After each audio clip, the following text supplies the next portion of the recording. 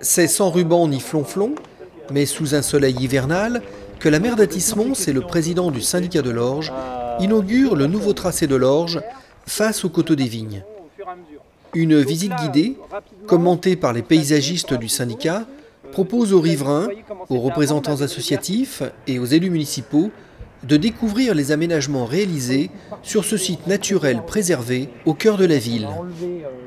C'est un très très beau projet d'aménagement et moi je tenais à ce qu'il y ait une concertation préalable auprès des habitants et auprès également des associations.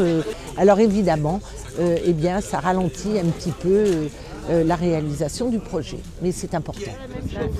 C'est important de pouvoir discuter avec les riverains. Il faut absolument qu'ils partagent le projet, qu'ils en soient fiers et que pour eux ce soit une amélioration de leur environnement.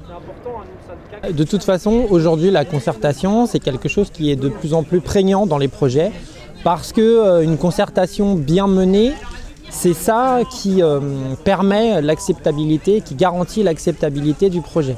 Il va y avoir des poissons qui vont remonter, mais ça ils ont déjà remonté depuis un certain temps.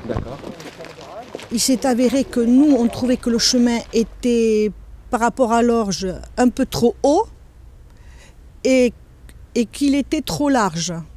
Donc on a fait des propositions au syndicat de l'Orge et bon, ils n'ont pas rectifié le chemin.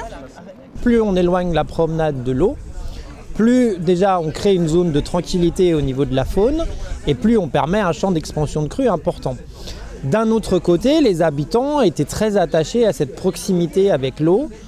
Donc nous on a proposé un compromis avec une dynamique en fait de la promenade qui tantôt s'approche des bords, tantôt s'en éloigne. Nous avons notamment réalisé un ponton qui permet d'approcher de l'eau sans pour autant trop déranger la faune. Il ne faudrait pas modifier les objectifs, je dirais un peu à long terme ou stratégiques du chantier. En revanche, écouter les riverains pour mieux ou bien gérer le chantier et faire un certain nombre d'ajustements pour que, à l'arrivée, ils puissent aussi en bénéficier, il faut aller dans ce sens-là. En étant directement concerné, je pense que c'est la moindre des choses d'être tout de suite informé sur ce qui va se passer.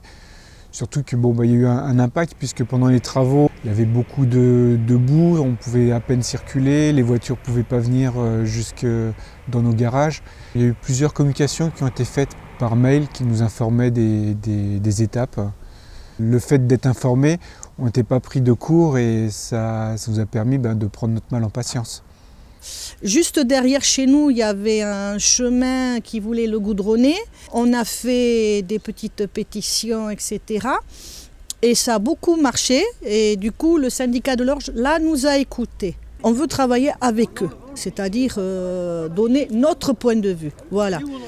Nous voulions que les personnes retraitées à mobilité réduite puissent profiter de cet aménagement. Il y a ce curseur un peu délicat à régler entre la volonté politique, la volonté du syndicat, les besoins des usagers. Et donc à chaque fois, il faut proposer un compromis parce que la configuration de toute façon d'espace naturel en zone urbaine nous oblige à réaliser un compromis. Pour les travaux, je l'ai vu, j'ai fait les réunions d'information. Mais par contre, j'y croyais pas, mais la première fois, il y a quand même un mois, je suis passé ici, j'ai trouvé ça formidable. Et en plus, l'agréable surprise, c'est de voir de plus en plus d'oiseaux qu'on ne voyait plus avant. Je remercie notre président du syndicat de l'Orge. Quand je parle de M. Chollet, j'associe ses équipes avec qui nos propres équipes travaillent. On travaille très bien. Ils sont vraiment à l'écoute des volontés du maire et des élus locaux. Et ça, c'est important.